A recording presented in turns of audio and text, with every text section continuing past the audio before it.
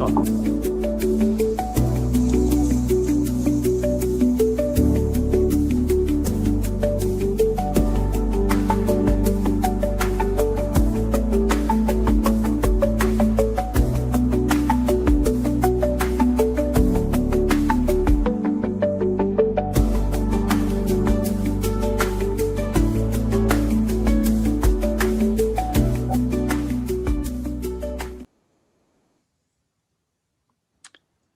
Welcome, everyone. My name is Michael Humbrock. I'm a researcher at the University of Glasgow, and I'll be moderating today's webinar along with Steve Taylor at the University of Highlands and Islands in Scotland. This is the fifth webinar in the Just Tour webinar series, where we're looking to highlight a range of different conceptual and practice-oriented themes related to justice in tourism. In today's webinar, we'll explore the potential for community-led tourism as a tool for just community development in Scotland. Justice in tourism research has long been interested in how communities can become democratically involved in tourism. This has usually focused on prioritizing community rights, and tourism's contribution to meeting community social and environmental needs, particularly where economic growth has tended to prioritize or dominate governance. This has led to a lot of quite well-known questions by now around how can we increase community participation through approaches such as citizen panels or resident consultations in governance. But also a lot of questions around how do we go beyond forms of dialogue in order to ensure just community development. So in response to that, community-led tourism is gaining a lot of renewed attention, particularly for its focus on community-managed and owned tourism assets, and how this really points to the potential of community-led tourism as a way to ensure community rights and needs are met in development. But as to why we're focusing on Scotland, I think I will pass to Steve to answer that for you. Okay, well, thanks, Mike. So yes, I mean, we're focusing on community-led tourism in Scotland for four principal reasons, I think.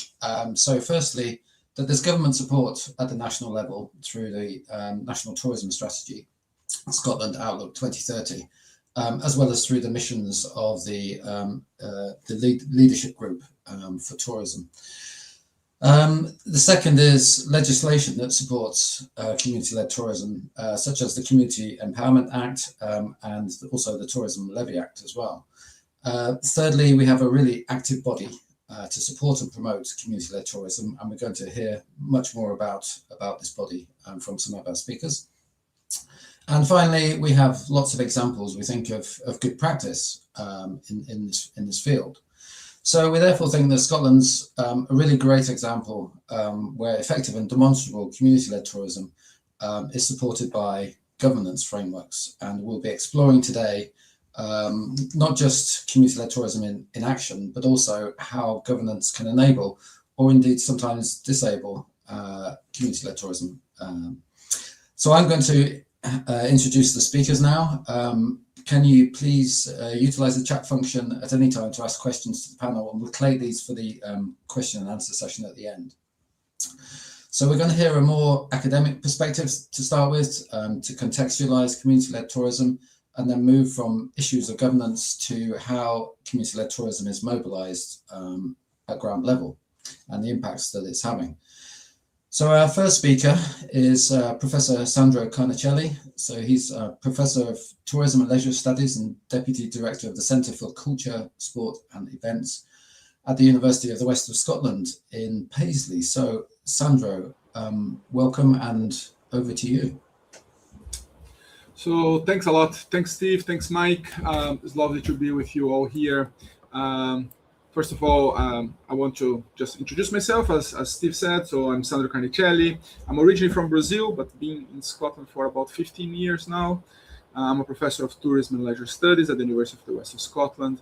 I'm also the chair of the Renfrewshire Tourism Leadership Group that looks for supports the council in the development of tourism in the Renfrewshire Council here in Scotland. And as Steve mentioned, I'm the co-director of the Centre for Culture, Sport and Events here at TWS. So I'd like to start thanking the Just Tour team for the invitation, the opportunity to share my views, but also to learn from this amazing panel. I think the speakers that you have today here are all very, very interesting. So I'm looking forward to hear and learn from them as well. So in the next 10 minutes or so, I just wanted to share some of my views in terms of community-led tourism, some of my previous work, and a way of trying to conceptualize a little bit. And if you go back to some of the definitions and words we use, you'll find community-based tourism, community-led tourism, community-centered tourism, and you'll find very interesting work all over the world using those concepts. Like Brazil and South America, for example, is very well known. There is significant amount of research in that field. But I want to start looking to a little reflection that we did in 2019. So when Freya Higgins, myself, and a few other colleagues published a paper on the Journal of Sustainable Tourism called Degrowing Tourism, Rethinking Tourism. And in that paper, some people look to the word degrowth and think about, they want less tourists, like this, and too radical. And it actually is not, because I think the key central topic of or point of that paper that we present on the Journal of Sustainable Tourism is a model that we call the community-centered tourism framework. So I'll share with you now a little slide that will demonstrate a little bit of the model that we presented to you. So as you can see here in this model, so if you go to the paper and the Journal of Sustainable Tourism, you'll be able to see. Our idea is to try to talk a little bit about the different elements that could support a rethinking of tourism based on a local community-centered tourism, and that must be based in these 4 elements here. So the first one is governments must involve community in decision-making, planning, and implementation. The second one is that tourism industry businesses should seek social contract to do business and negotiate right of access. The third one is that tourism industry associations and DMOs, and I know you have someone speaking a little bit about DMOs today as well, must transition to service mindset for communities and serve the public good. And the fourth element is that tourists must transition to the mindset of guests rather than consumer. So we're bringing a little bit more about that perspective. So in that model and in that paper, what we try to do is try to reimagine tourism as defined by the rights of the local community. So it's really about putting the community at the center. And in that paper, we mentioned, for example, some cases of success in doing such approach. And one of them is the tourism optimization management model that was developed on the leadership of the community of Kangaroo Island, who wanted to ensure that mass tourism developments did not diminish their quality of life. And I think that's a very well-known case around the world, and mostly in Australia, the model that was developed by Kangaroo Island. And so there is an element there that tourism must be redefined and redesigned to acknowledge and prioritize and place the rights of the local communities above the rights of the tourists for holidays and the rights of tourism corporates to make profit. And why I'm saying that is because if you take a step and think that tourism is happening in a space or in a place, in a location, a destination, this destination is the home of other people. And I think understanding what those people who are the hosts, what are the rules, how these hosts see those visitors is an important element. So in the interest of equity and justice, then tourism should be better defined as this kind of voluntary hosting of visitors in local communities for the benefit of locals. So basically, in the action of tourism, of being a tourist, someone is voluntarily hosting you in their local homes, in their local communities, and having that as a priority in thinking about tourism and thinking about equity and justice is key. So local communities, then, it's not surprising that some of local communities are becoming hostile to some forms of tourism that feels that are invading their space, are challenging and changing and diminish their quality of life, is increasing the struggles for them. But maybe one of the things I felt more recently is that after the COVID pandemic, there has been, in my perspective, an increase and systematic attack to community cohesion. And it's interesting because if you have a look on some of the research that was done recently, and I'm going to mention one here, I can put on the chat after, what's done by Perick et al. In 2024 on the Peace and Conflict Journal, published in the Peace and Conflict Journal, that basically demonstrate links between community cohesion and civil resistance, right? And I think that is an important element there in terms of how do we develop community cohesion in order to resist any unjust or unfair or damaging practice.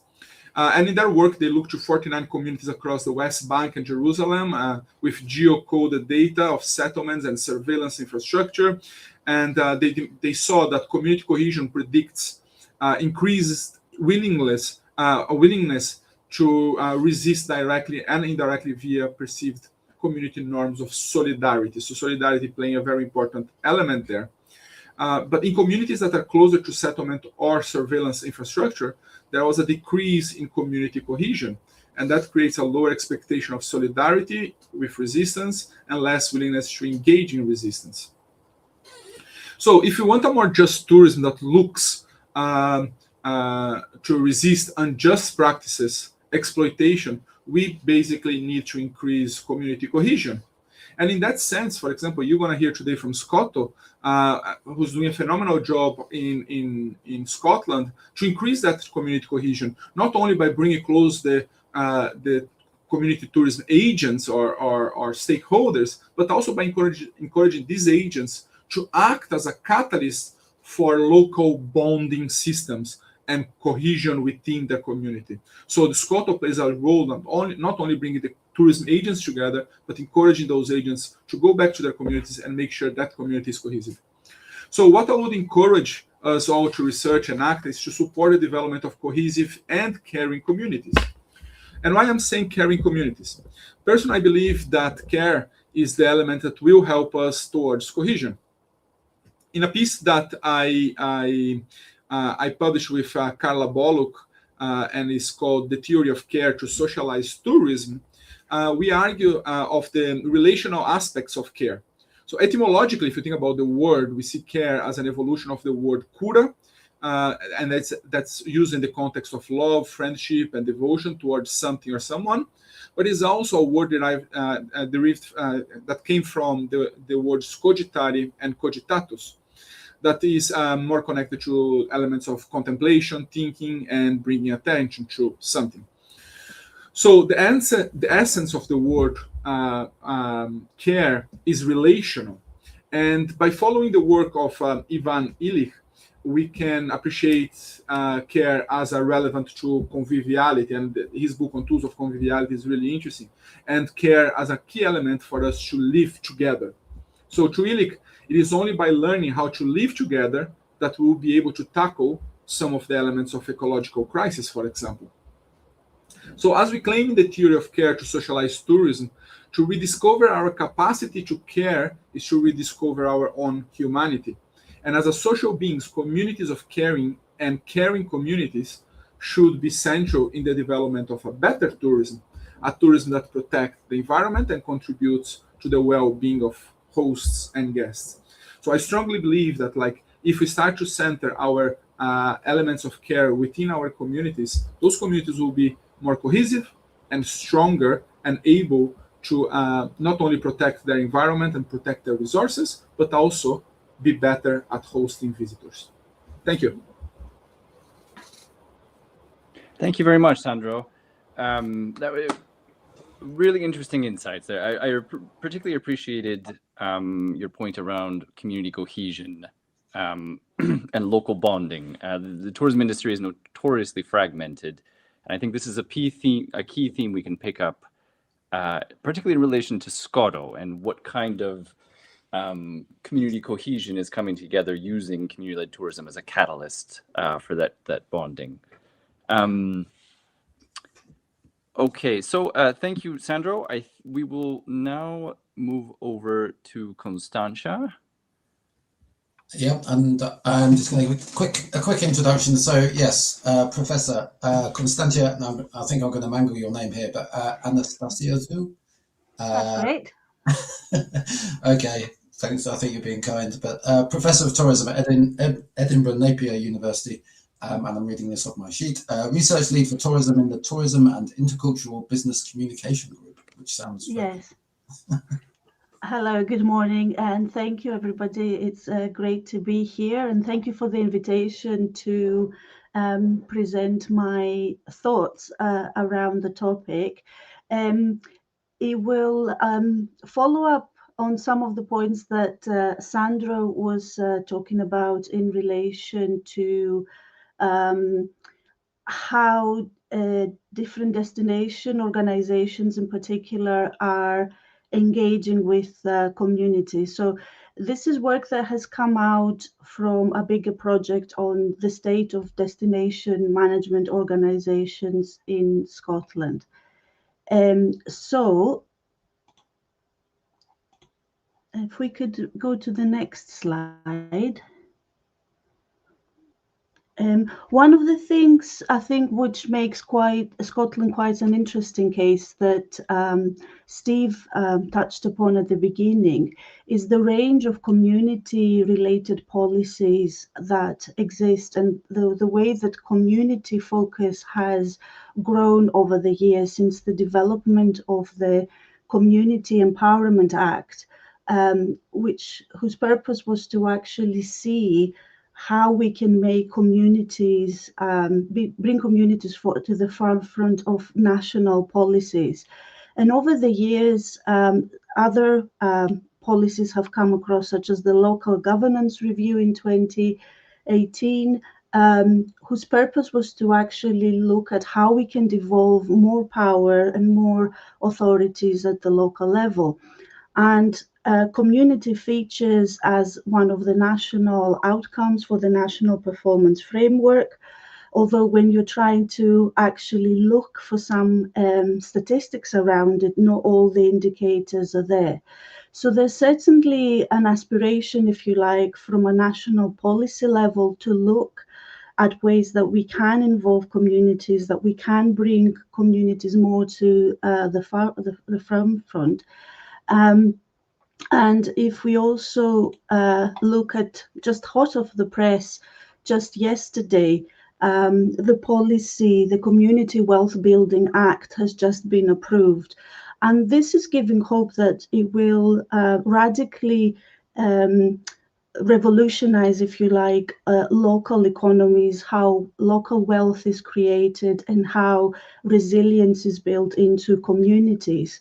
So there is if you like, at the national level, an approach that is very much considering how we can address issues of inequality that Scottish communities are experiencing.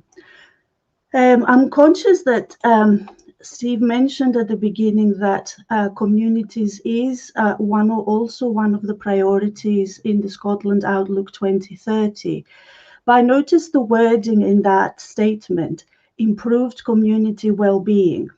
So we want to develop tourism that leads to improved community well-being. But there is a lack of definition or in the Scotland Outlook 2030 strategy or an explicit, if you like, commitment in ways that communities will be involved in the development of tourism. So often in the literature, communities are the ones that experience tourism and we do tourism to them as opposed to with them or driven by them. So it's very encouraging that the Tourism and Hospitality Leadership Industry Group has the community-led tourism, which I think Karen is instrumental in developing activities and pushing forward that agenda that we do need to bring communities more into the decision-making around tourism. I posted this photo of the Scottish Tourism Alliance policy agenda because this is the agenda for the next 4 years, and we have a new government coming in May, so it considers these opportunities.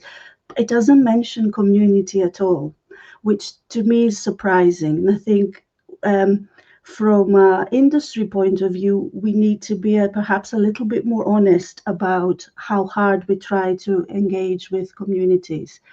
And for me, one of the weak links, if you like, in terms of tourism, when looking specifically at the Scotland example, is the absence of bespoke structures or models to support community-led tourism.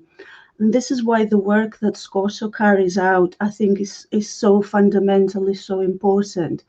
But from a public administration point of view, we don't have bodies such as destination management or marketing organizations actively including communities within their board of directors or the board's areas. And so that to me creates a particular gap. So you hear me mentioning destination management marketing organizations. Why do these matter? So I'll need to take you to a quick journey, especially for any people joining us who are not aware of Scotland's structure. Just a quick summary, if you like. So through the process of Scottish devolution since the late 1990s, we had the consolidation of the area tourist boards in 2005.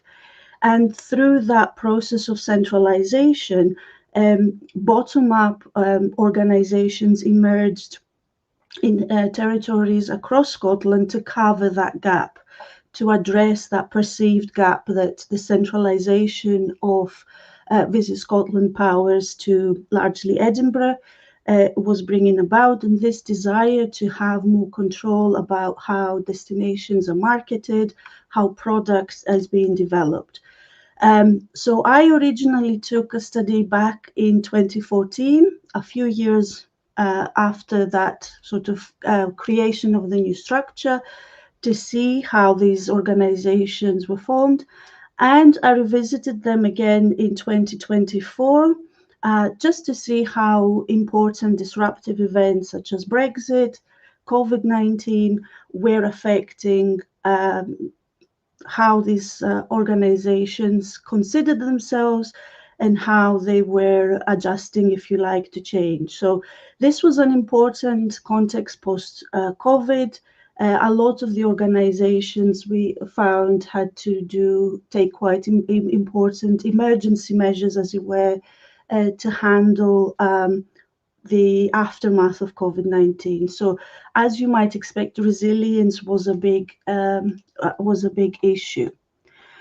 One of the key important changes that were made in that period from 2014 to 2024 is that destination management organizations, which were what they were called in 2014, became destination development, marketing and management organizations. Quite a mouthful, but it reflects the fact that they moved in to cover a lot of the ground that local authorities used to cover when it came to destination development and product development.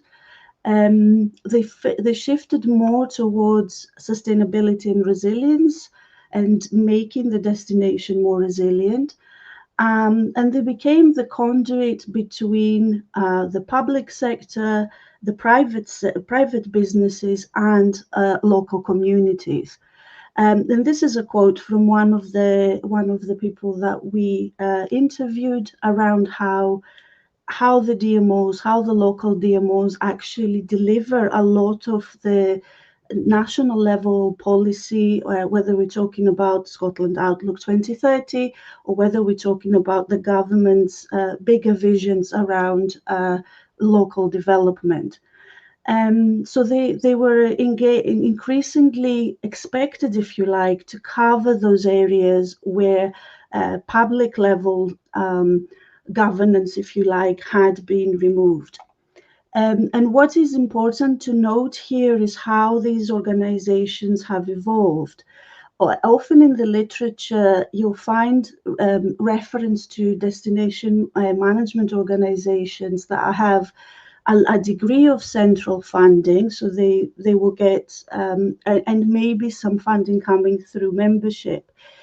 Scotland's environment is quite different in that respect, in the sense that the DMOs are completely reliant upon themselves and the way they carry out their day-to-day practices to raise funds through membership fees, to bid for project-based funding, to sell products, to sell marketing experience, if you like, as well as raise revenue through their own sales.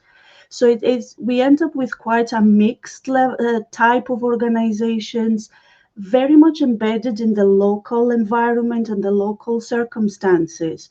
So it's very difficult to talk about one model or one characteristic example. But they found, especially during COVID, that because they had this level of outreach, if you like, in relation to businesses, they were often the ones being approached to share messages so that they would reach people. And one of the other quotes that I don't have here, somebody said, well, when the government distributes information through us, it reaches the people they want to reach. If they try through the council or other media, it might not get that message across.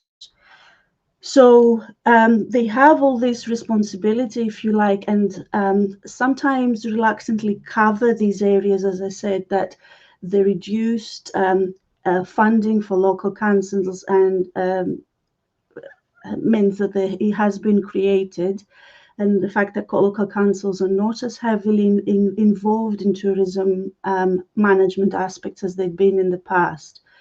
And on the whole, they value community engagement, but degree of engagement is quite variable. And I have to say, with the exception of the National Park of Scotland, which we incorporated into, one of the national parks, the Cairngorms National Park, which we incorporated in the sample because of the way they operate and they have tourism.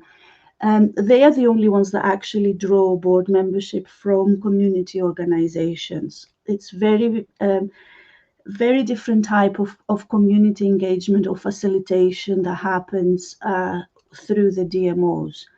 But what is important here, and I think I'm drawing to some of the points that Sandra made around community cohesion.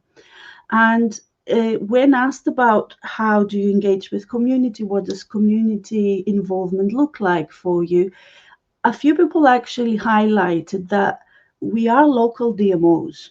Our businesses are community businesses, that we are embedded in our environment. And again, sometimes with DMO literature, it tends to focus on larger urban centers that may have a large population. But we're also talking about island destinations, about rural communities, etc. And so they do draw members from these local communities. People are locally based. So how do we define communities? Who do we include into communities is very important. One other point I wanted to raise, and this is coming from this project and also another project that looked more into the Edinburgh setting, is that communities in Scotland are complex and they're constantly shifting. I think we can sometimes perhaps bundle them a little bit together. But COVID-19 had an impact on community cohesion, if you like, because many people moved into different areas. So this idea of cohesive and caring communities, I think, is a great idea. And I think it's definitely something to strive for. But I think we need to explore a little bit how the local environment, if you like, the local context may shape that. So here, for instance, there are a couple of examples where somebody is claiming that rural communities, just by the nature of being in a rural environment, they're more involved in delivering the visitor experience. Whereas in larger urban areas where there's a lot more different communities, it's harder to actually engage with communities and bring communities along. I think that's where the recent policy of the community well-being, I think it's very promising in actually looking at what is happening within the Scottish communities, how Scottish communities are changing. One very positive, I think, feedback for all of us is that Scotland has a growing influence and is contributing to community-led tourism. So there is a recognition of the important work that Scotland is doing.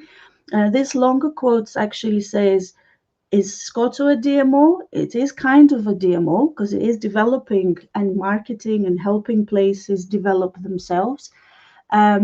But I think also the other side of that is that perhaps there is an expectation that Scotland covers a lot of these community-led activities, that this is something we can leave to them and we can do a more selective, a more on the case, case by case situation.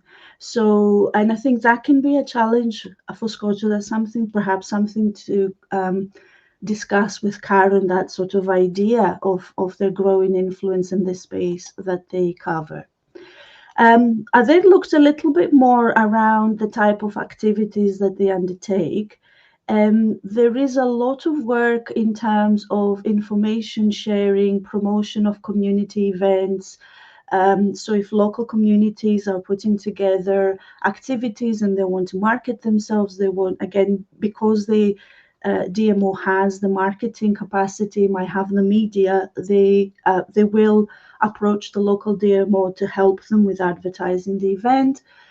There is a willingness to work with community groups because, especially where they are happy to put events or assist with efforts to beautify the location, because that is considered to be very helpful for the destination. So together they can create this destination stewardship. And they also put marketing assistance, as I said, in regular networking and training events with community groups. There are also consultations and participation in local development plans. So there is an element of co-creation. I would say, again, national parks probably are further ahead in terms of community involvement, in terms of their approaches, etc. And very interestingly, they recognize that there are community level organizations such as development trusts in particular, and also community groups through which they operate. I found very interesting in some of the quotes they're saying where actually they don't necessarily want to work with us. The community groups don't necessarily want to work with us. And things are very interesting local politics dynamic there at play, and also evidence of the agency that communities have in how they can decide on what terms they want to be involved in DMO activities. So again, it's an interesting sort of juxtaposition where we feel like communities do not have enough agency, but there are examples there from the interview of finding that, if you like, right balance of power between the local DMOs and the community groups. And I would say they also distinguish between voluntary groups that maybe are not as well organized, and some of the development trusts that actually might have more stable budgets than some of the DMOs. They can be very professional in terms of their operations. So what are some of the opportunities and barriers that, if you like, appear? I think there is scope to actually do a lot more in terms of co-production and bringing in the communities more into the decision making around the promotion of the destination, the activities. As I said, a number of DMOs said we don't actually have community representation in our board, so maybe that would be a way forward to make sure that community voices are more, sit at the table and they are included. So again, this opportunity to work together to provide for the destinations. Is there? I think, as I said, there are initiatives to do with community wealth building or community development. There is funding available, and some of the bigger challenges that DMOs in Scotland have are around their funding precarity. So, as I said, they have to use a combination of resources. They have, a lot of them are now membership funded organizations, so their priorities are towards their members. So their attitude also is that unless community organizations are part of our membership, are part of, you know, the fee-paying members, what we can do actually is quite limited. There is, as I said, also that the local communities need to acknowledge the value of the DMOs, and I think a lot of that really is dependent on the local relationships that DMOs build over time, and the degree of permanence that there is. But if I look at how DMOs have changed, there's a lot that they existed in 2014, but by 2024 people didn't even remember who they were. So the local context, if you like, matters a lot. I think it's very challenging for DMOs because of their funding precarity. They have a lot of focus on, you know, the next year, the next 2 years, maintaining the members, etc. So I think unless they perceive that there is a way to involve communities in their decision making, it's very, very difficult for them to change their mindset, if you like. So I think it's just what I'd like to leave you, if I haven't taken too much of your time, is to think about how community-led tourism in Scotland may be best served.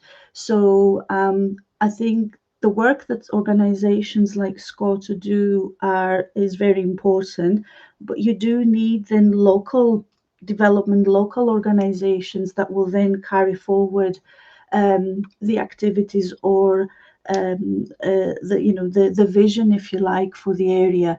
If we do want to have more resilient communities, if we do want to have more of the community wealth actually being maintained within the communities, and I would argue that recent policies don't actually have this as a priority or even a key objective, I do wonder whether we need to have a broader review of public administration for Scottish tourism. We do need to have a reconsideration of what is it we actually want communities to have from tourism. So I'll leave you with that thought, but I'll be happy to have any questions. Thank you.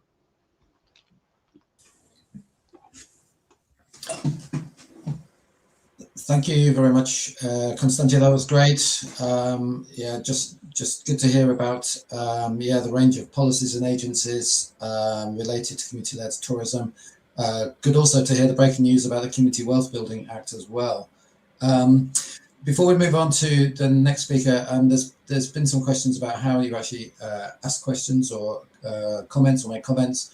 I'm told that you use the comments and chat section on YouTube if you want to ask something. So hopefully that helps.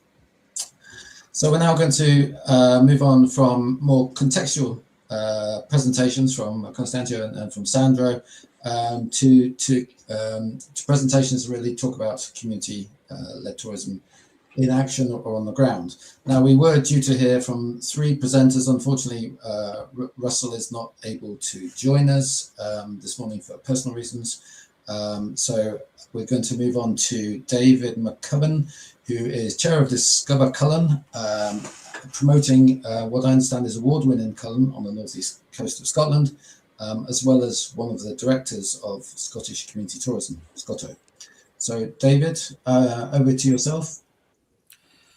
Thanks, Steve. Good morning, everyone. Thank you very much for the invite to come and speak to you all today. It's really interesting what we've heard so far, and I think it makes me think about what we're doing in Cullen and what else we need to think about. So what I'm here today to talk about is Discover Cullen. We're a community-led tourism group established back in the 1990s.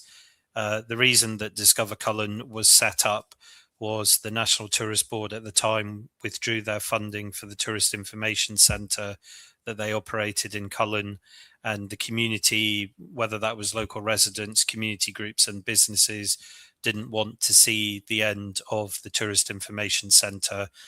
So everybody rallied round and were able to save the Tourist Information Centre, which actually celebrates its 30th anniversary or birthday this coming June. So that's a real success story.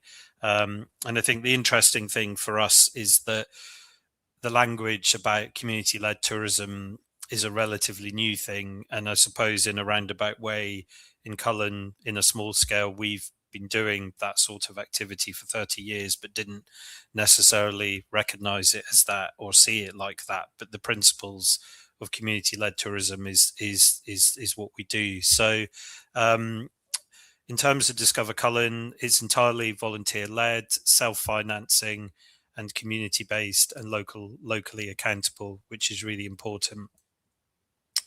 So why we exist is really to support the tourism industry in Cullen and the immediate surrounding area. Tourism's a key sector of the economy in northeast Scotland and in the county of Moray, where we're based. And we are sort of literally on the Aberdeenshire-Moray border. And so it's really important to us in terms of feeding into everything that's happening from a tourism perspective. But we want to look at it from a local opinion or a local perspective. We're a small village with 1,400 residents. We're in a rural area, a coastal area, and the impacts of tourism potentially could be really negative. So we need to really focus on what it is that we're doing to make sure we get the right balance of things. We work hard with local businesses, local community groups. We all know each other. We know our names. We speak to each other. We meet with each other. We collaborate with each other. And I think that's the key to a lot of the success and how we're then able to make sure that tourism works for Cullen and that the benefits of the tourism industry stay in Cullen. And the other thing is as well, which maybe links a bit towards visitor behaviour or over tourism, is about protecting the natural environment. We've got a big sandy beach, coastal cliffs, a lot of nature and wildlife. We're surrounded by forestry and farmland. So it's really important that we don't impact that in a negative way. So I've listed on the screen there what Discover Cullen does. So as I said, we started off really, it was just about the tourist information centre side of things, and then it was quickly realised that from a tourism perspective there's a lot more than just running a seasonal tourist office. So our work has moved on over the years in terms of having a website, different social media channels. We produce leaflets, walking guides, we produce maps, events listings, we do a lot of PR, media promotion work. We organise the Cullen Skink World Championships, and for those who don't know, Cullen Skink is a smoked haddock, smoked fish soup that originates in Cullen back in the heyday of the fishing industry, and is something that in Cullen we're really proud of, and as a result we organise the World Championships to celebrate it. We do monthly beach cleans. We've been doing that since 2021, and we work with local businesses, whether they're new startups or even just pre-startup stage, people looking to set something up or maybe relocate their business to Cullen. So basically everything and anything that we can do to support the industry locally. As I said, is community led. I think that's why we've existed. And I think going back to the previous speaker talking about DMOs and funding and sort of long-term thinking, I think although we don't have a great budget ourselves, we are able to do what we do. We are self-financing. So it does kind of feel that we're able to look in a longer term viewpoint, because we're not worrying about where the core funding is coming from, because within the means and the activities that we do, we're able to generate sufficient funds to deliver what it is that we want to do. Of course, we could do more if we had funding. That would be amazing. But we live within our means, and I think that's part of the key to why we're able to still be here 30 years later. We have a committee, so we have a chairman, a vice chair, secretary and treasurer and committee members. And I think that's really important because those are people who've come forward from the local community who support and want to help steer what it is we do. And as I said, we've maybe by default we've had that long-term commitment, but now we have a proper action plan, and all of our finances and a cash flow and our budget. So I think although we could be viewed from the outside as just being a community group, we like to think that we're professional in how we conduct ourselves, how we put ourselves across, and that we've got all the right tools in place to enable us to deliver. A key thing for us, obviously, is about the economic benefit to the town. So there's an image on the screen there of Cullen. It is a small fishing village, and there's one main street through the middle where the majority of the businesses are located. And there's more businesses down by the harbour and the beach area. So it's really important to us that we're supporting those businesses, and that through the tourist office or our marketing activity, we're helping to spread visitors around the town. We're trying to increase that dwell time so people aren't just coming here or passing through, for 10 minutes or maybe a toilet stop. Again, looking at how we can extend the season. Peak season feels that it's busy enough as it is, and what can we do to attract people here all year round? As I said, a lot of what we do is working in partnership and collaborating with local businesses. There's a lot of other community groups in Cullen whose main reason for being isn't tourism, but by the nature of what they're doing, they've created tourism projects. So we've got a heritage group who've just opened a new heritage centre. They don't necessarily see themselves as tourism, but they've created a heritage centre that visitors can come to. Again, the business advice is really important. Promotion of independent businesses. We really focus on the Scotland Loves Local messaging, shop local, and again, trying to get people to spend locally in our shops. And then any income that we generate as a group is all ploughed back into the activities that we do. The environmental and the social side of things is really important to us. As I said, we carry out monthly beach cleans, and we have different volunteers coming to that. It's a mix of local residents and tourists to the area. And part of our thinking for doing this is that we are encouraging people to come here and make use of the beach. So we should also be responsible for helping to keep that beach clean and tidy. And whilst it's not always dropped litter, it can be washed up marine waste. We're hopefully doing our bit to help look after the environment. We focus a lot on responsible visitor managing, responsible parking, litter, dog mess, motorhomes, irresponsible parking, all of that side of things. And I think it's really important to us because we all live in Cullen and we're volunteers. We need to be able to walk the streets or hold our head up high and feel that we've not done something that's going to cause the people that live here in the community any problems or challenges. I've put some pictures on the screen there, which is from last year at the Cullen Skink World Championship, which is one of our major events every year. And I think it's that sort of messaging about local pride and heritage and tradition. And we want to showcase to people who come here the history of Cullen and the importance, in this case, of Cullen Skink to us. It might not be important to anybody else, but it definitely is to us. There's always going to be challenges and tensions. So I think as a community group, although I'm saying our strength has been our volunteers and having been able to sustain that, we're only as good as the volunteers that we have, or the number of volunteers and the capacity. So volunteer burnout is a concern. A lot of people in Cullen, and I know it's the same in a lot of places, are not just on one community group, they're on several different groups. So just making sure that we look after our volunteers. We are self-financing, so we are limited with the funding, and grants and other sources of funding are it's less easy to get hold of those now. We're looking at how we balance growth with sustainability. Back in 2020 and 2021, during the pandemic, when visitors couldn't go overseas, we had a taste of what over-tourism would be like. We had so many more visitors than we'd ever had, and those 2 summers weren't great because there were so many visitors everywhere, and a lot of the problems associated with over-tourism were visible in Cullen. And thankfully, it's reverted back to how it used to be, which just feels more comfortable, I think, for everybody. And again, we're always looking at the community. How does the community feel about this? So we're very open in terms of dialogue, and we have open meetings that people can come to share ideas and work together.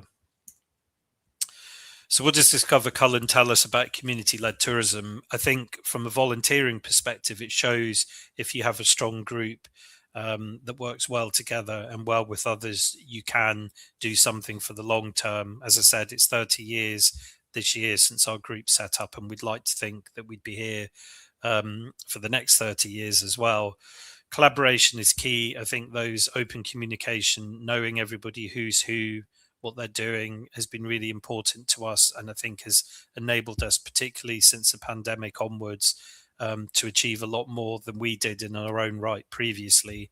And also to recognise that small scale things can make a big difference.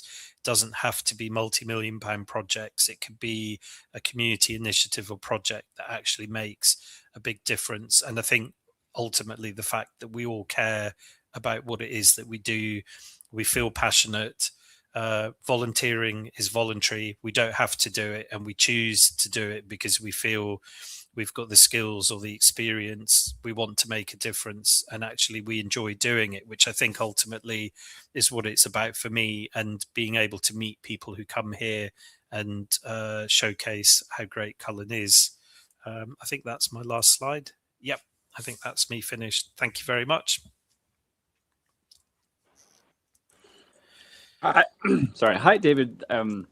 Thank you very much for that presentation. I've been hoping to hear more about some of the insights from Cullen for quite a while now, so it was nice to hear the live discussion. You also have a supporter from the audience chat who's a frequent visitor to Cullen and says they can attest to the fantastic work the volunteers are doing for tourism development. So you have supporters in the audience as well. Fantastic. Really, so many interesting things you touched on there. What I find particularly impressive is, again, how long you've been able to sustain and keep going Visit Cullen with volunteers. I know you mentioned volunteer burnout as a challenge, but it seems that collaboration has been sustainable over time, which I think is incredibly impressive. And one of the things I hope we can talk a bit more about in the discussion part of the webinar is about the professional capacity as well. I mean, how have you tried to develop professional capacity within the organization amongst volunteers, and what kind of challenges that presented is really interesting. Okay, but I think we will move, in the interest of time, over to Karen now. Steve, do you want to introduce Karen for us? Yeah, absolutely. So last but absolutely not least, we have Karen Tobin, who wears lots of hats, as many people will know if you're involved in tourism in Scotland. She's Executive Director of Scotto. She's owner of Rural Dimensions, and she's also the community-led tourism lead for Scotland Outlook 2030. So Karen, over to yourself. Thanks. Thanks very much, Steve. And great to be here. Thank you very much for including us in the programme. And also, just to share with you, Russell, who hasn't been able to join us, is actually our chair. So I'm going to add just a little into my presentation, just to give you a bit of a feel for what Russell would have been talking about as well. So yes, I'm here with two hats on the Scotto-Crick Community Interest Company and the THILG. So I'm just going to run through a few slides to just hopefully give you a real sense of what we're all about and what we're doing. So just to start off with, Scotto, we're a community interest company, and we were set up in April 2022, bringing together a number of people who were very interested in community-led tourism, following a programme we did with the Social Enterprise Academy and funded by Highlands and Islands Enterprise, where it was very clear that there's a lot happening in Scotland, but it's seen in isolation rather than as a thing. And the other thing was that a lot of the people who were involved in it recognised that peer-to-peer support was one of the biggest things that was helping them move forward. So that's really where the network came from, and we cover the whole of Scotland. We're not a DMO, just to clarify the point from Constantia, but we'll come back to that. And our mission is very much about recalibrating tourism in Scotland to deliver for our communities and their environment first, and also doing that in a way that matters to the individual communities. No two communities are the same, and it's looking at how tourism can actually be a force for good in each individual community, and I'll explain that a wee bit more. But for us, the whole idea of community-led tourism is about focusing on people, places and purpose, tourism that focuses on people, places and purpose. We talk about 4 different types of community tourism, the first being where it's community-led destination development, management and promotion. It ties in with what Constantia was talking about, but at a individual community level, like a village, a glen, an island, a town. We've then got community-led tourism enterprises, which is what Russell would have been talking about, so I'll touch on that just shortly. But we've also got community-centred tourism businesses. They're commercial businesses, but they've got purpose in what they're doing, and B Corps are a good example of that, where some of them have social, some environmental, all different reasons, but there's a purpose behind what they do, and community can come to the fore in that. And then there's this whole thing that we've been talking about earlier on with Sandro about the community-centred tourism policy and planning. Where's the tourism voice and involvement in that? But as I say, I want to just quickly talk about this community-led tourism enterprise side of things. That's where a community is actually delivering a visitor-facing service. And wanted to highlight, this is Loch Ness Hub and Travel, which is where Russell, if he had been able to join us, this is what he would be talking to you about. It's a community benefit society who took over what was an ex-Visit Scotland Visitor Information Centre and ex-public toilets that the council used to run. This is in Drumnadrochit, right in the banks of Loch Ness, which has got really quite high footfall. But also they have a lot of people who are just stopping and then back in their car, back in their coach, whatever it might be, and off they go. And the community were very keen to offer much more of a welcome and an understanding of the wider offer. So they took over this asset transfer of the building, but also took on a baggage handling business from someone who was retiring locally. So bought that business from them, and have, in the space of something like 5 years, have moved forward in such a way that their turnover is 700,000 a year. They employ 16 people, 16 local people, and this is all very much about Glen Urquhart and Drumnadrochit, the village, really making tourism work for them as a community, as well as offering an exceptional welcome to their visitors. And I think this is an example, David's example of the power of volunteers. This is another example of where a quite commercial mindset has been used to operate this, but to bring these really, really important economic benefits back into the community in the way of jobs. We talked about the taking over the baggage handling business. The vehicles are actually used to help with the after school club and all sorts of things. So hopefully showing you how a community running this kind of service rather than a public body allows so many more things to spin out of it. So, and that's just Russell there, just giving you another perspective on that business operation, which is a social enterprise and very much there to benefit the community as well as visitors. Just a couple other examples just to bring that to life. This is the Calendar Youth project to run a hostel and pods in the village of Calendar where I live, and this is where we are very much doing that to help provide training opportunities for young people that then allow them to stay in the community and also go off and do other jobs in the community with the skills that they've picked up. So just another example. And a third quick example where this is where the community in Findhorn had a real problem with motorhomes post-COVID, and actually they own land as part of a conservation charity and decided to put in a formal space for motorhomes. Motorhome air, you can only stay overnight, you have to leave the next morning. But actually by doing that, they've been able to manage what was a problem, but also raise about 25 to 30 grand a year from the overnight payment that's allowing them to do so much more in that community in terms of the conservation of that area with footpaths, boardwalks and all sorts of things. So just some other examples.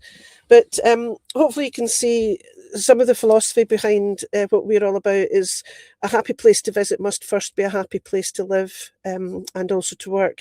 And that's something that one of our board members often talks about, and it's so true. If you turn up somewhere where the locals aren't that happy, you don't feel welcome. So, you know, there's a number of ways of looking at this, but a happy place to visit must first be a happy place to live. So our purpose, I'm not going to go through this in detail, but we're there doing all sorts of things, and it's all to do with the network and how we can support those who are involved in community-led tourism across Scotland. We hold an annual gathering, and this year we're actually in the Glasgow Royal Concert Hall just at the beginning of March, and this is where we bring together people, back to that peer-to-peer side of things, bring people together to both experience community-led tourism in action out and about in the city in this case, but also have a day of conference talks, breakout sessions to really just help everyone better, know what's happening out there and see what they could be doing better within their own community with that inspiration. We do online gatherings. We've got our website with all sorts of resources on it. And we talk about toilets quite a lot. We talk about churches quite a lot, just with everything that's going on in Scotland at the moment. But lots going on, but it's all about that peer-to-peer learning, that peer-to-peer support. We also have a visitor-facing side to what we do, belocal.scot, where we're focusing energy and encouraging visitors to slow down and see themselves as a temporary local, to actually understand what matters to that community. And just like Sandra was saying earlier, that whole idea of seeing yourself as a guest rather than a consumer. So this is a map we have where we're starting to map out just all the different community-led tourism enterprises across Scotland. This is work in progress. And just in terms of our impact, we're pulling together people from all over Scotland to share knowledge and things.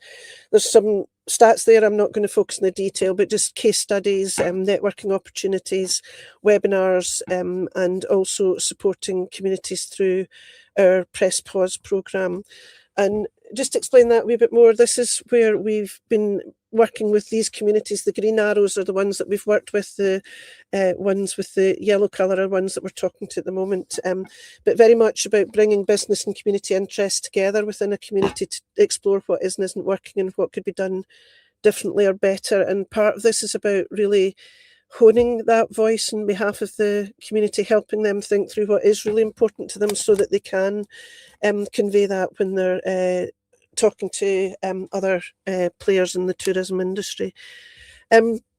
We were involved in an event down in York last year, which was exploring our voice in tourism, and through that I've now been developing a conversation with Wales, England, Northern Ireland, as well as Scotland. And we also hosted some activity just at the end of last year for the European Rural Parliament that was in Aberdeenshire, and we're able to talk a bit more about what we're doing. And a key thing that came out of that when we did a visit to Cullen, which David's just been talking about, was the recognition of just how important volunteers are in Scotland. They're a core part of what we, our whole community-led tourism offer, and I think it's something that we should be proud of. There is fatigue and everything else, but actually people are doing it through choice and through passion for their local place, and it's something we need to nurture, because fatigue can set in. So how do we nurture it? How do we engage more young people as well? So just very briefly to explain about the Industry Leadership Group, this was set up by Scottish Parliament, Scottish Government, with the Scottish Tourism Alliance, which is the industry body. And through that, it was set up to champion the delivery of our national strategy. And through that, 5 missions were identified, and delighted that community-led tourism is one of them. I sit on the Industry Leadership Group, but as an individual, you're not there as a representative, you're there as an individual, and I chair that particular mission. So Scotland Outlook, responsible tourism for a sustainable future. There's the 4 priorities, and there's how the strategy will be achieved. And There's various agencies sit at the table along with the independent players who represent industry, public, private and third sector, all round the one table. So there's the 5 missions, and the whole idea with the industry leadership group that we're there with our knowledge and awareness of wider matters to identify areas of opportunity, engage and influence beyond our own sector, and in our case that's where the community sector come in really strongly. It's working in collaboration and also sharing updates out to the wider industry. One of the things that we are doing is monitoring progress in relation to the National Tourism Strategy, and Visit Scotland and the Scottish Government have developed a framework for that. And again, don't worry about the detail here, it's more just showing that there's a framework that's looking at all of the actions that are set out within the strategy, and then just classic red, amber, green monitoring of how well these are moving forward. So that's something that's being developed. It was launched last year, and just really looking at how to develop that more and more as we move forward. So just back to the 5 missions. This one, again, just this whole idea of recalibrating tourism. You'll see that the mission purpose is very similar to Scotto's, and this whole idea of tourism delivering for our communities and environment first, and also this idea of a visit to Scotland in and around Scotland should be regarded as a privilege and not just consumerism. There's a number of aspects to the mission about the potential for this to be a global success story, given all of the factors that Steve outlined at the beginning, with our community empowerment legislation, with the community wealth building bill that's just been passed.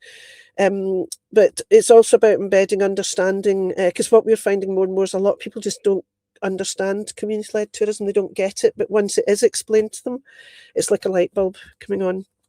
The whole measurement and reporting, and also putting communities at the heart of decision making, so that tourism stops being something that just happens to them. So there's a number of game-changing actions that the industry leadership group is considering. The changing mindsets, which is very much campaign activity that is needed, back to what I was saying about people to better understand what it is we're talking about and why it's important. There's the awareness raising. We know that trends are telling us that visitors are looking for this. This idea of being able to support communities. So how do we help them find them? And the map I was talking about earlier is just one very simple example. There's then support, just for community-led tourism to be developed, and also the measurement piece. And I've just got the quote on the right-hand side there about from Carnegie, that what we measure affects what we do. If we keep measuring footfall and spend as indicators of success in tourism, we're not measuring the impact in communities. We're not measuring the benefits that it's providing communities. So this measurement piece has to be completely, that's why we use the word recalibrate. We really need to change what we're measuring, because what we're measuring at the moment doesn't tell us the benefits, and also the negative impacts that tourism is providing. Numbers don't tell us much at all, to be honest. And this ties in with, there's been research done about the contribution of the third sector in Scotland in general, but when you take that into tourism, it's significant. There's a lot is being delivered by the third sector, whether it's charities, social enterprises, communities, and we really do need to better understand that, partly to understand the contribution that is being made, but also to ensure that the support is where it needs to be. As public sector close information centres, toilets, there's so many things that are no longer provided, but yet are a core part of any visitor experience. And it's the communities that are stepping in to that. It needs to be measured and supported. And one thing we're doing through the ILG is there's 4 new questions being added to the Scottish Household Survey. It's just to get household response to whether tourism is a force for good or not. And that's interesting in its own right, but it's going to be through time that it's going to be of most interest how that's changing. I'm going to skip these 3 slides just I'm very conscious of time, but one thing we have been exploring through the industry leadership group is the breakdown. This is showing new travel trends that Visit Scotland have identified. And the very first one is about socially conscious travellers wanting to leave destinations better than they found them by supporting communities. And we're exploring through the tech mission group, how do we make sure that AI is actually getting access to the right content, the right material so that the bots are scraping the right information to feed that trend, because at the moment a lot of communities, the way they operate and whatnot, their content may be online, but it might not be in the best format for AI to be finding it, given that that's how so many people are plotting and planning their travel. So finally, I just wanted to close with, for some reason the text hasn't come up in that, but it's the Reykjavik Declaration, the European Travel Commission that was just published last autumn. We've been exploring that at the ILG in terms of the 6 themes, one of them which is specifically about communities at the centre. But what we're doing at our event in Glasgow with Steve, Michael, Constantia and Sandro is exploring the 6 themes within that with a knowledge exchange to really understand. They're really, really important themes. And what does that mean here in Scotland, and what does it mean at a UK level in terms of, what next for community-led tourism here in Scotland? So I'll stop sharing the slides at that point and hand back to Steve and Michael. Thank you very much, Karen. I really appreciate you covered both what's happening on the ground and at national level. That's definitely a lot of ground to cover. Okay, so we'll move into the discussion aspect of the seminar now. I'm very conscious of time. I'd like to get the discussion going. So to everyone watching online, you can still post any questions or perhaps a comment to any of the panelists aimed at an individual or perhaps as a group. That's all fine. Just post your question in the chat on whatever platform you're on, and we will try to feed these questions in to the group. Okay, but we thought to start things off, we could begin with a question that gets to kind of the heart of what we're hoping to talk about today around community benefits and how community-led tourism is contributing and benefiting communities. So we thought we would start with a question around what are the main community benefits that community-led tourism is achieving across different areas of Scotland. Anybody can start if they like, or we can, if anybody feels particularly keen on answering this. Or we could do around the horn if we like as well, which means Karen. I'm sorry. If you're up for starting us off. Yes. No, I think one of the biggest things that community-led tourism achieves is that community cohesion that Sandro's mentioned, and it's maybe not the obvious thing to the wider industry that to think of as a benefit, but it is the cohesion, because it's about communities coming together, considering what is and isn't working, but also this whole idea of celebrating their sense of place, developing product around that and everything else. It's really about a community being in the front foot, being part of tourism, not something that happens to them. And the consequence of that is community cohesion. And we've got some real examples through our network where quite fragmented communities have actually been able to turn things around through tourism. And it surprised people, because that's not what they expect tourism to deliver. And it does when it's done properly.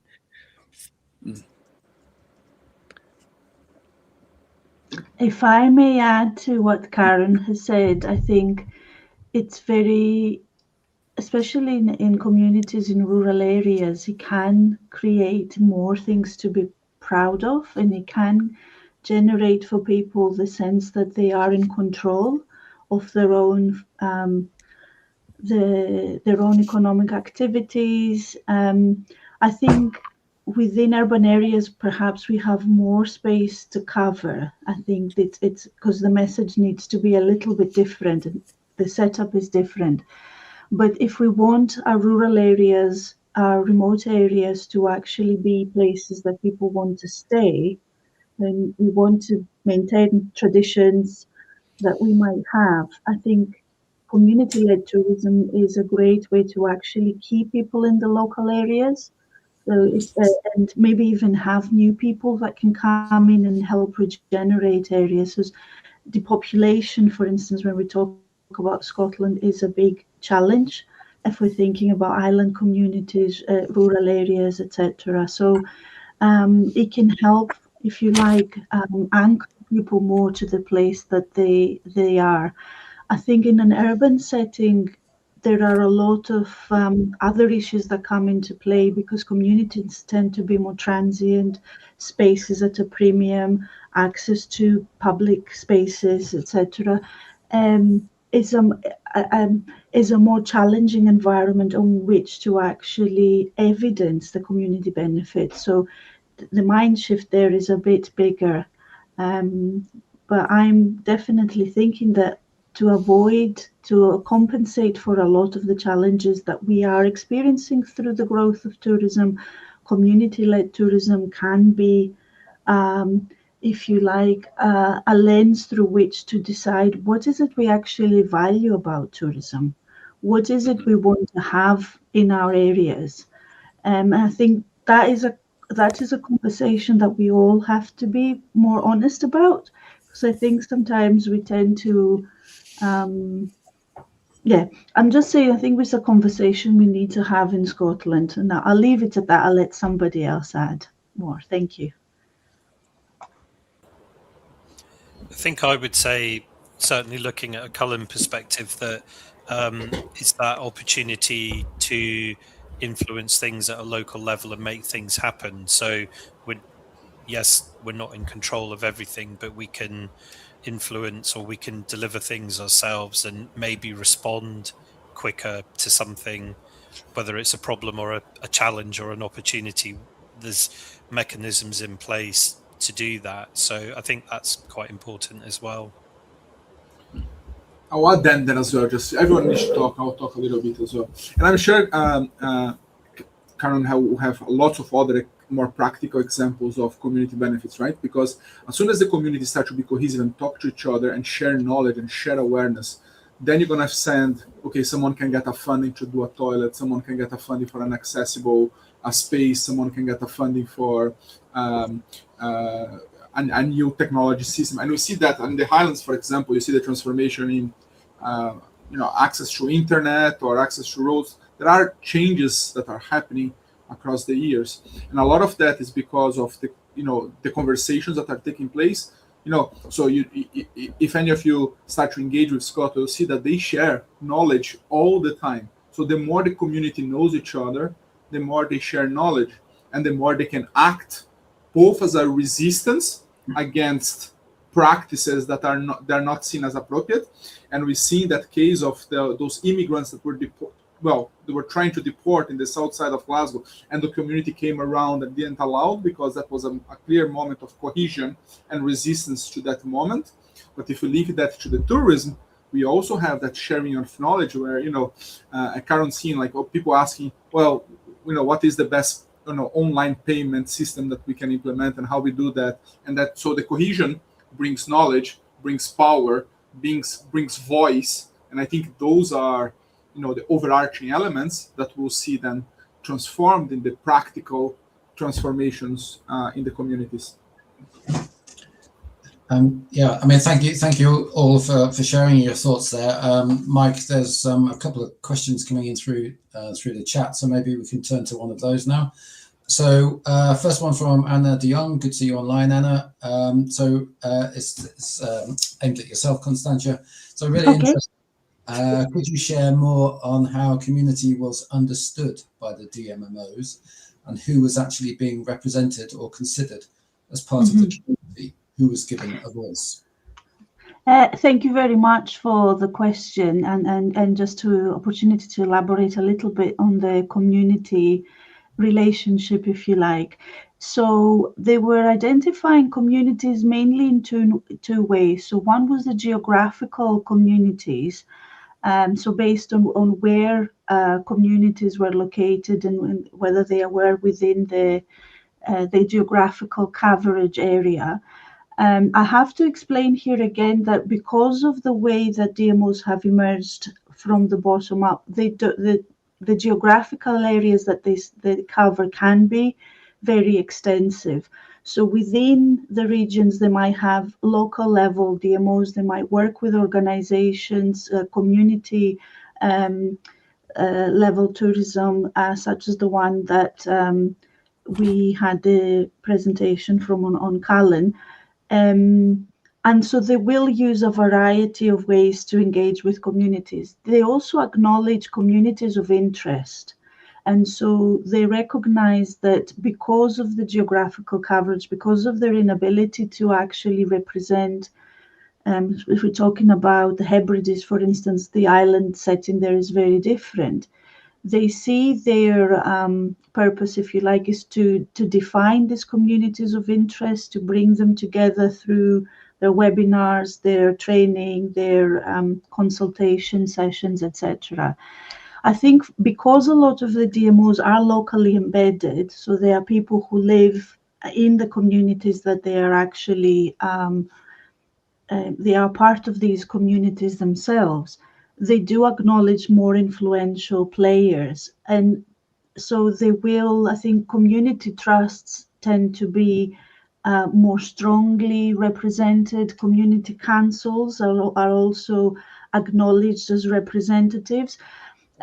From other study that I've done in urban centres, community councils are not always recognised as being the representatives of community because of the way that people get involved in them. So I think a lot of it relies on individual personal relationships. And some of the quotes that I didn't include in the presentation actually said that they have to be very strategic and very political in who they engage with, because there's local community groups that may be competitive with one another. So if they perceive that the DMO favors one of them, it makes the relationship very difficult. So the local setting or the local relationships between the DMO leadership and the wider community play a big part. So there tended to be a variety of opinions. I think, as I said in the presentation, the legitimacy of the DMO in certain contexts was also being questioned. So the community groups might not want anything to do with the DMO if they perceive that it's not going to serve their needs.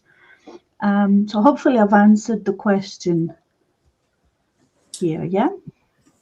Yeah, I think Thank so. you.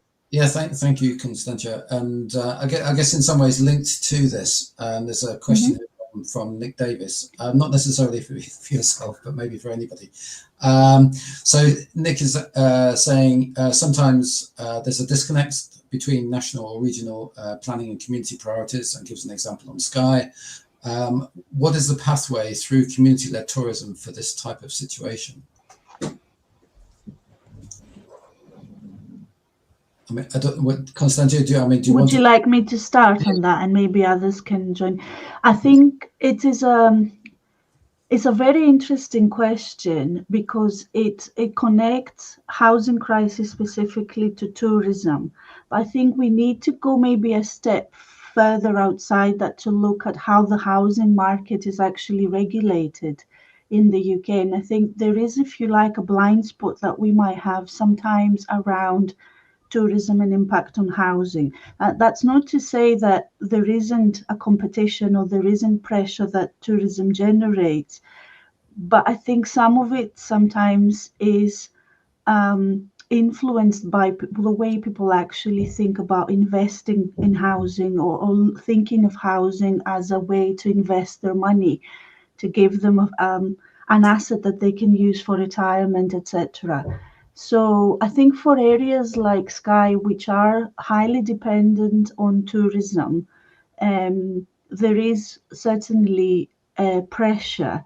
I suppose the way, in my mind, that community-led tourism can help is by ensuring that the people who are actually running the services, offering the services are local, and they're not big consortia that are just looking for investment opportunities. That often happens with things like short-term letting in particular, where you don't necessarily know who owns it, or it's a part of a bigger consortium.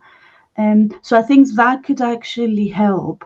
I think Skye is one of these communities that's had new people arriving into the area, people who might have been attracted by the fact that it's a beautiful area. They might have been there first as visitors. But when they become residents, their attitude to having more incomers or other people visiting might change. So I do think that community-led tourism can help in the sense of spreading the benefit more, but it can't be the solution to everything, is, if you like. There are bigger problems that need to be addressed, or bigger policy implications that need to be acknowledged as well in that setting. Yeah, I think I would come in and completely reinforce that, Constantia. There are so many causes of the affordable housing issue, and tourism is only part of a story here. But I think the other side, to take the community angle, is that there are communities across Scotland who are tackling the affordable housing issue, where they're developing affordable housing. Tom and Towel, Glenlivet, Tom and Towel is an example. So it's also looking at the solutions that communities might have within their gift to address the problem. But it's not, I think, to link local affordable housing and tourism too closely together without taking into account other factors is key here. Yeah, I think that's it. I think that is very complex, right? Because if you think about Skye, it's very easy to point tourism, right? But Skye also has other types of economies and activities and things like that. And I think one of the things is that obviously we always try to find solutions from outside in and not always from inside out. Like what is the community? Does the community want tourism to be the priority, or do they want to grow whiskey industry or farming or technology or digital nomads or whatever, right? And I think that is a little bit about us understanding that one is infrastructural issues. The other thing is a wider understanding from the locals, the people who live there, who need to deal with the struggles and the benefits, but in terms of their views of the local activities. And one of the things that we talk about is the dangers of over-reliance on tourism. Not because we don't love tourism, we all love tourism, but there's a danger and there's a risk in an over-reliance on one economic activity.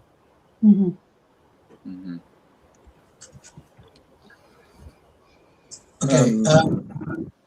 There's an additional question, Mike. I'm mindful of the time. We've only got 3 minutes left, so I guess we have maybe just a tiny little bit of time to consider this final question from the audience, and that is from I'll look at my notes, from McComish Architecture. Do you consider cohesion to be different to community as a homogenous group, and isn't there potential in developing differently from particular tensions in a community group? So I can start talk about that. So first, hello to Neil McCormick Architecture. Really good work. It's lovely to have you here, Neil. I think there is when you think about communities, we also can think about fragmented communities, right?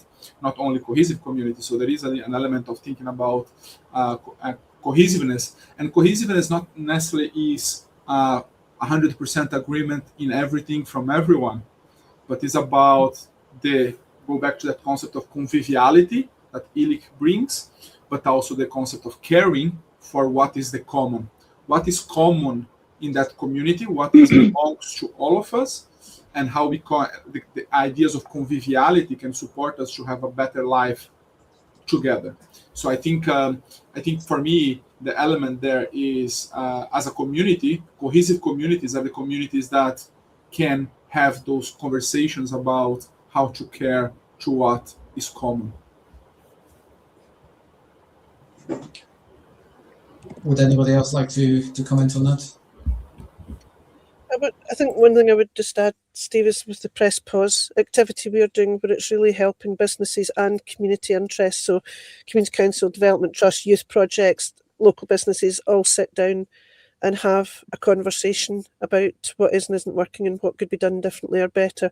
Because often these conversations don't happen, and a key part of it is to facilitate them, because if you don't talk about things, to explore where the cohesion lies, and you might find that there are groups of interest, but how do you're all a community at the end of the day. I'm talking about a geographic community here.